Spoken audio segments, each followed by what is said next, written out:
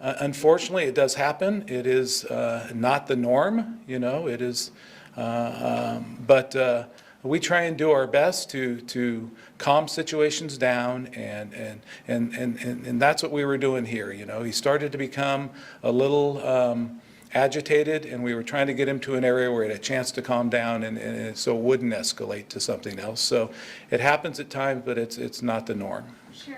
Are there any short-term solutions as far as cameras, or because of this, maybe body cameras just for who's working at that? No, that's a good question, because as we were driving back today, you know, we started talking about maybe we can't afford to have cameras on everybody, and we can't legally have cameras in those cells, but maybe we can start with cameras on our sergeants, or cameras on a few people who aren't around, because in that booking area right there where we do have the camera, there's no audio because we ask medical questions. Those are the questions we started to ask, but we can't let those be public, you know, and can't let it be recorded. So we're immediately looking at other options that we might have to try and get that out there. You know, we want to have our officers to have cameras on them to show that they are behaving properly and doing what they're supposed to do. So we are trying to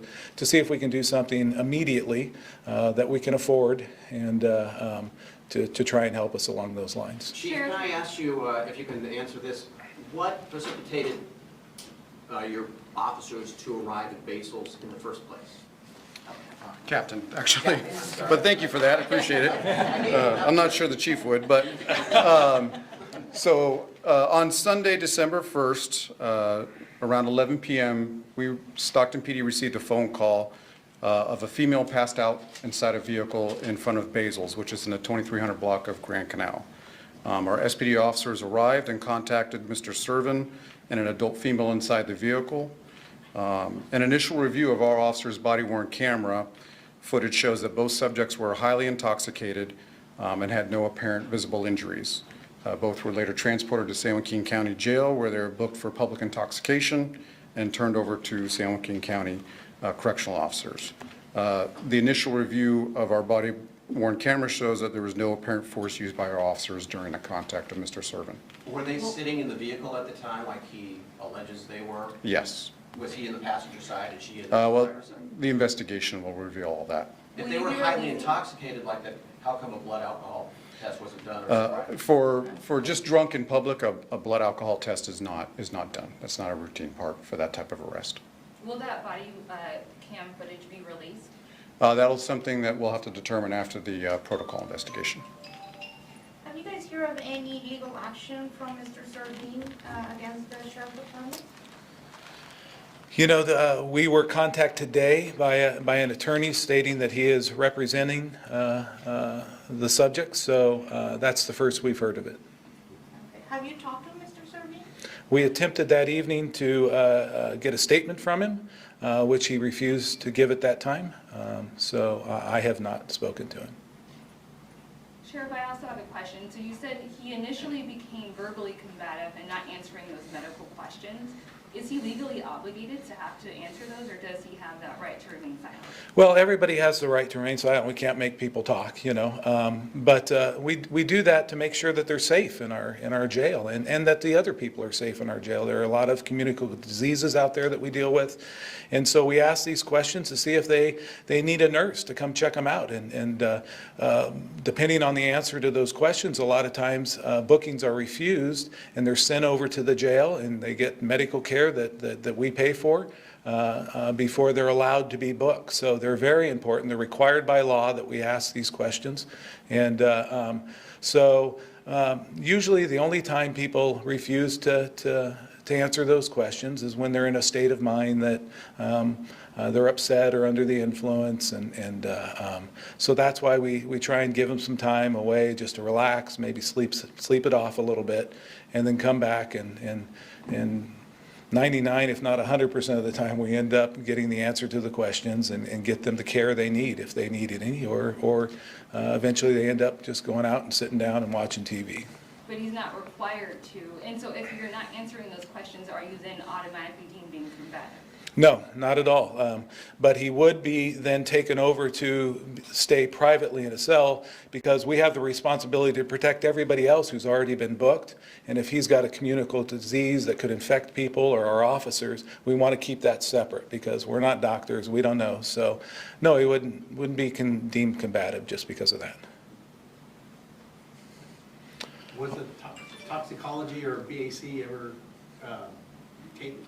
Not that I'm aware of. The investigation will show that, but he was uncooperative at the jail when we took him over there after the incident for medical treatment.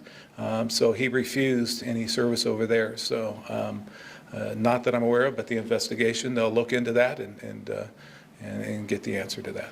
How unusual is a protocol investigation such as this one involving custody officers and an inmate? It's not unusual. We've, since, like I said earlier, since 1993, we've had this officer-involved protocol that's a multi-team disciplinary group to come in and investigate these.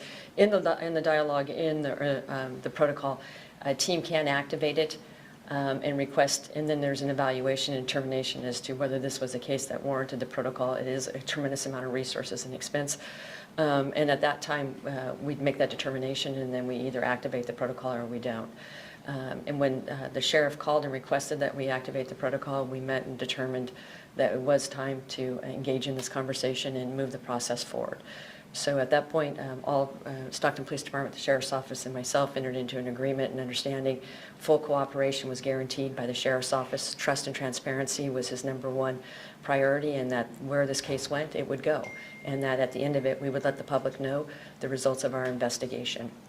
And so it does occur in custody and on more traditionally, if you will, on the streets as well, to invoke the protocol. What about this conversation, what's, outside of the community and here in the department, had encouraged you guys to engage in the protocol investigation? Yeah, either one of us. It's just, it was clear that there are some members of the community that were concerned whether truth was going to come out, and they're concerned about how our officers behave, their officers behave. So when that starts to occur, we want to make sure that they have confidence that the law enforcement here in San Joaquin County is going to behave properly and treat citizens right, treat their children and loved ones right if we have to come in contact with them.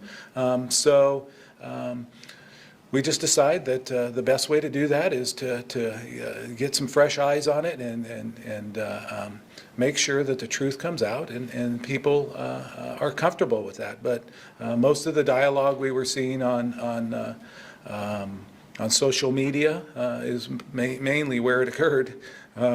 Was that there was some concern out there, and we just want to make sure that people know that we are going to be open and honest about the incidents we're involved in, and we're fortunate to have people around us that will step in and help us in these situations and make sure that the truth comes out.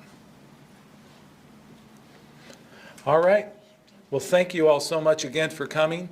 Please be patient. This is a long process. So I'd like to again thank the DEA and Stockton PD for committing to help us with this and this investigation. And I'm sure they'll get you the information as quick as they can. So thank you all very much for coming.